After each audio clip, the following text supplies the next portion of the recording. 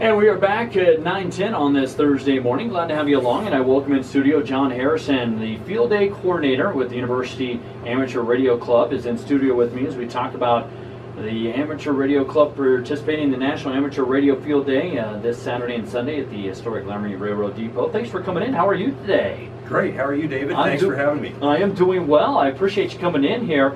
Obviously, this is a ham radio operator's been around for a long time. Yes. And this is an interesting case because I know, I've hosted groups here that want tours of radio stations, but this is a chance to get out for the public to kind of see the as you guys put it, the demonstrations with the science and the skill and the service of amateur radio. So tell us a little bit about what goes on with these 2 days down at the Laramie Railroad Historic Depot here, if you wouldn't mind.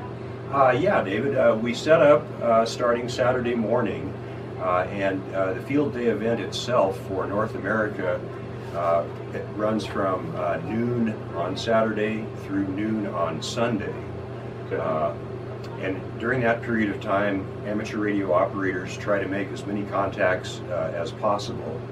And in many years, in a lot of clubs, set up in remote locations using all portable gear, because part of the emphasis of the field day activities is emergency preparedness. Okay. What would we do in case of power outages, cell phones down, that sort of thing? How would we communicate?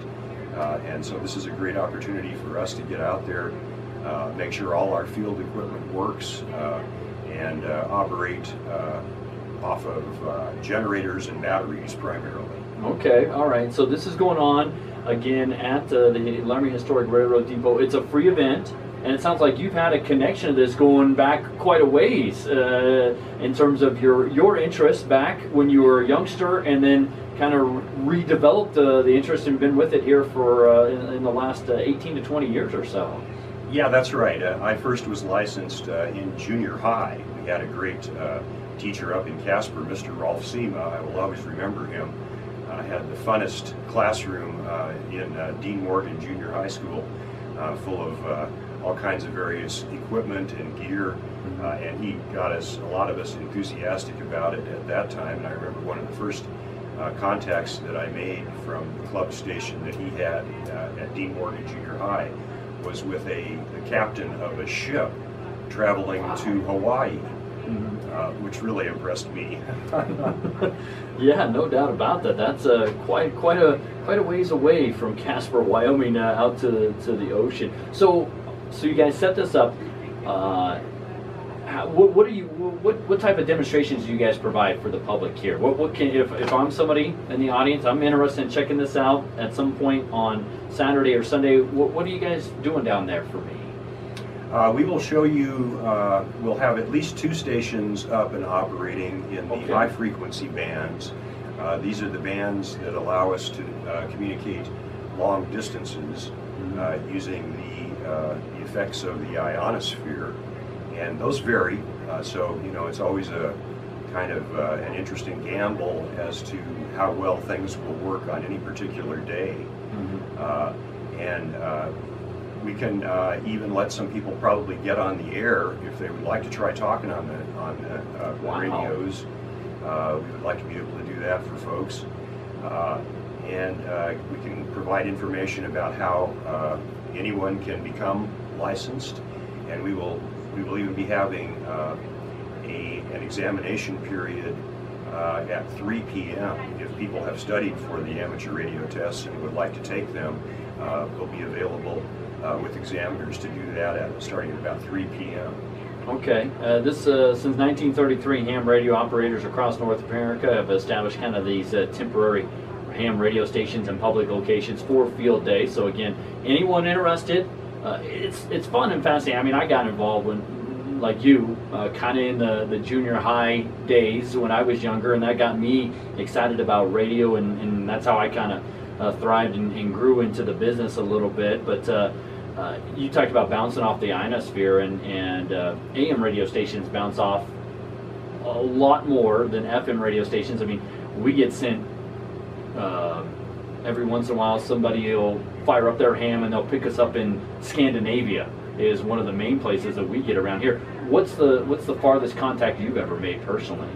I have talked to people mostly in North America. Okay. Because I'm just a technician class licensee. Right. My privileges do not extend to a lot of the high frequency bands, but the guys who are really hardcore about this, the extra class licensees and general class licensees, they're able to talk literally around the world. There again, depending on how the ionosphere is working at that particular time. So yeah, we have members of the club who have contacted every country in the world, or nearly every country in the world that's stable enough to have an amateur radio community. Yeah, it's quite interesting. If I'm someone in the public listening to us talk about this, and again, you can check this out. This is going on Saturday and Sunday at the Laramie, the historic Laramie Railroad Depot, kind of south end of downtown there. But if I'm interested in joining the UARC, the University Amateur Radio Club, how do I go about, finding out more information about you guys? There's a website out there. It's www.uwyo/UARC. UARC. That's our primary website. Okay. And probably the easiest way to get to it is just to search for our club call sign, which is N7UW. Okay. November 7 Uniform Whiskey. All right. So that's a great way to research it. It sounds like you guys have a quite extensive club here locally. Well, I would say I wouldn't describe us as a very large club compared, for instance, to the Cheyenne Club. But we have I would say, a small but active membership. Yeah, and it sounds like you guys are planning to have a lot of fun this weekend. There's no doubt about that. So again, this is going on. So you guys, this goes 12 to 12, and are you guys going all night too? Well, that remains to be seen. We'll have to see how many hardcore guys would like to stay up all night. We did go all night last year, but it was kind of hard on the guys, and we didn't really have a lot of guys who wanted to stay up all night and do it. So it kind of varies from year to year. It kind of depends. We play it by ear. All right. Again, if everybody wants to get some sleep, we'll stop and come back early Sunday morning. I got you. I can't blame you, though. I can't blame you. I know I've got another busy weekend in my household where I will certainly need some sleep, and but it's tougher to stay up.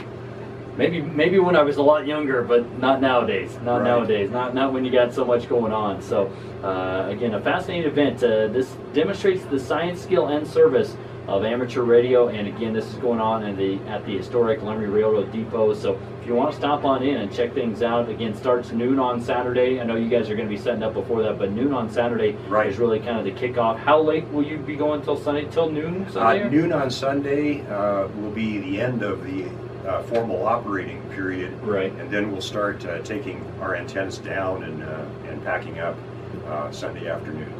You guys get some pretty good reception at the Railroad Depot?